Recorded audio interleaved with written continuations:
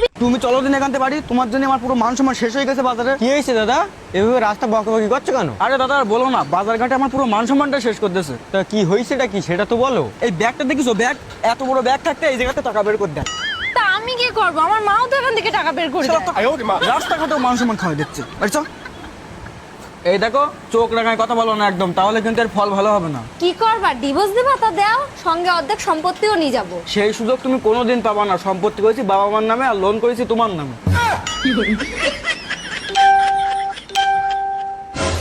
এই কোথায় যাচ্ছিস রে তোরা?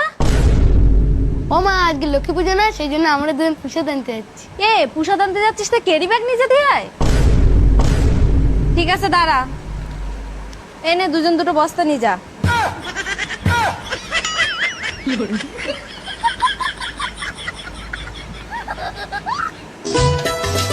এই শুনছো, আমাদের বাড়িতে যে মেয়েটা কাজ করে না, ওর এখনো বিয়ে হয়নি কিন্তু এখনই প্রেগনেন্ট। কি বলছো, তাই নাকি? হ্যাঁ। তা কিছু সাহায্য টাহায্য চেতে আসলো নাকি? না না, তোমার মুখে কোনো ভয়ের ছাপ আছে কিনা তাই দেখতে এলাম।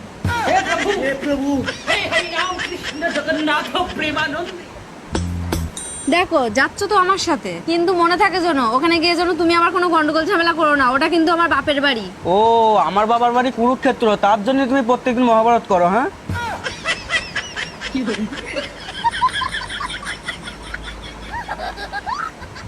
এই শুনছো, কি? ভাবো তুমি আরেকটা বিয়ে করেছো। তো বিয়ে তো হয়ে গেছে, তো ভাববো কেন? আরে ভাবো না, ভাবলে কি হয়েছে? নাও ঠিক আছে, ভাবলাম আমি আরেকটা বিয়ে করেছি। এই তুই ভাবলি কি করি? আরেকটা বিয়ে করবি? বল আগে বল।